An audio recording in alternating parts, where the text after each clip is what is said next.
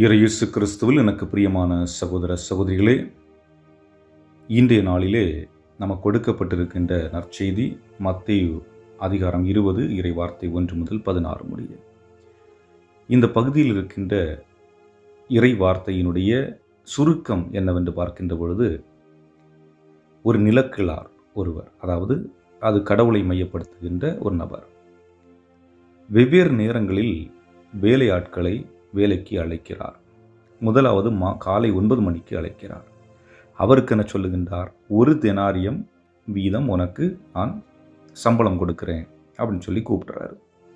அதற்கு பிறகு போய் பார்க்குறாரு, வெவ்வேறு 12 மணிக்கு கொஞ்சம் பேரை கூப்பிடுறாரு, 3 மணிக்கு கொஞ்சம் பேரை கூப்பிடுறாரு, 5 மணிக்கு கொஞ்சம் பேரை கூப்பிடுறாரு. இவங்க எல்லாருமே தோட்டத்தில், திராட்சை தோட்டத்தில் வேலை செய்கிறாங்க. மாலை ஆனவுடனே இவங்களுக்கு சம்பளம் கொடுக்க வேண்டிய நேரம் வருது. அப்போ கடைசியாக 5 மணிக்கு வந்தவங்க முதல்ல போகிறாங்க, அவங்களுக்கு 1 தெனாரியம் கொடுக்குறாங்க. இப்போது மற்றவங்க என்ன நினைக்கிறாங்க, நம்ம அதிக நேரம் வேலை செஞ்சோம், அதனால் நமக்கு அதிகமாக கொடுப்பாங்க அப்படின்னு சொல்லிட்டு போகிறாங்க. ஆனால் எல்லாருக்குமே ஒரே சம்பளம் கொடுக்கப்படுகிறது. இதுதான் இன்றைய நற்செய்தியில் நமக்கு கொடுக்கப்படுகின்ற சுருக்கம். இங்கே நான் பார்க்க வேண்டியது என்னவென்றால், இந்த இடத்தில் நான் இருந்தால் எப்படி செயல்பட்டு இருப்பேன்?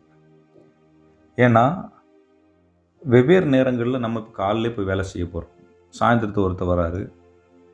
இப்போது சம்பளம் நமக்கு சொல்லப்பட்டுடுச்சு, ஒரு தெனாரியம் தான் கொடுக்க போகிறேன்னு சொல்லப்பட்டுடுச்சு.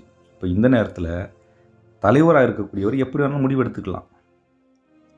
அவருக்கு உரிமை இருக்குது, சுதந்திரம் இருக்குது. ஒருத்தருக்கு எவ்வளோ கொடுக்கணுமோ அவ்வளோ கொடுத்துக்கலாம் அப்படிங்கிறது. ஆனால் மனிதர் பண்பின் அடிப்படையில் நம்ம என்ன பண்ணுவோம், நான் அதிக நேரம் வேலை செஞ்சதுனால எனக்கு அதிக சம்பளம் கொடுக்கணும்னு எதிர்பார்ப்போம். ஆனால் ஆண்டவர் முன்னிலையில் அது வித்தியாசமாக இருக்கிறது. இதற்கு எடுத்துக்காட்டு என்னவென்று பார்க்கின்ற பொழுது, சிலுவையில் தொங்கிய நல்ல கள்வன் என்ன செய்கிறான்? அது வரைக்கும் கடவுள் நம்பிக்கை இல்லை. கடவுள் என்ன யாருன்னு தெரியாது, இயேசுன்னா யாருன்னு பெரிய அளவு தெரியாது. சிலுவையில் தொங்கிக் கொண்டிருக்கின்ற பொழுது இயேசுவை பார்க்கின்றார். இயேசுனுடைய அந்த செயலை பார்க்கின்றார், அன்பின் வெளிப்பாடை பார்க்கின்றார், அவர் மன்னிப்பதை பார்க்கின்றார், வேதனைப்படுவதை பார்க்கின்றார், மக்கள் மீது பரிவு கொண்டிருப்பதை பார்க்கின்றார். பார்த்த அவருக்கு இவர் உண்மையிலேயே இறைமகன்தான் என்று நம்பிக்கை வருகிறது. ஆகவே தான் என்ன சொல்லுகிறார்? தந்தையே, நீர் விண்ணிற்கு எழுகின்ற பொழுது என்னை நினைவு கூறும் என்று சொன்ன உடனே ஆண்டவர் சொல்கிறாரு, இன்று நீ என்னோட வான்வீட்டில் இருப்பாய். பார்த்துங்க, அது வரைக்கும் இயேசுவோட பலர் பயணித்திருக்கிறார்கள். இந்த காலையிலேருந்து வேலை செய்தவர்கள் போல பலர் பயணித்திருக்கிறார்கள். இந்த நல்ல கள்வன் சாயந்தரம் 5 மணிக்கு வேலையில் சேர்ந்தவங்கள போல நேரே போயிட்டு ஆண்டவர்கிட்ட அவருடைய கிஃப்டை வாங்கிட்டான். முதலாக நான் இன்று என்னோட வான்வீட்டில் இருப்பாய். முதல்ல விண்ணகத்துக்கு அழைத்து செல்லப்பட்ட மனிதன் போல் அவன் அழைக்கப்படுகின்றான், ஏற்றுக்கொள்ளப்படுகின்றான். ஆகவே கடவுள் நாம் செய்கின்ற செயல்கள் நம்முடைய பலத்தை பார்த்து மதிப்பிடுவதில்லை, தீர்ப்பிடுவதில்லை.